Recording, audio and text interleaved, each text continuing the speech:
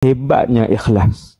Benda yang paling seni, benda yang paling susah untuk diungkapkan, benda yang tiada makhluk tahu adalah ikhlas.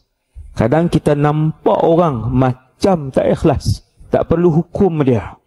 Bukan tugas kamu untuk hukum orang ni ikhlas, orang ni tak ikhlas. Itu urusan Allah, dan Allah bagi tahu ikhlas itu satu rahsia daripada rahsiaku yang aku letakkan akan dia tu ikhlas.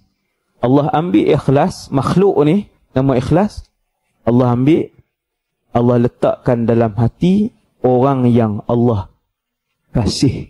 Antara tanda orang itu Allah kasih apabila dia ikhlas kerana Allah Subhanahu wa ta'ala. Hebatnya ikhlas. Untungnya orang ikhlas. Bila ikhlas, amal dia diterima oleh Allah. Sebab dia buat amal ibadat, kebaikan tu kerana Allah.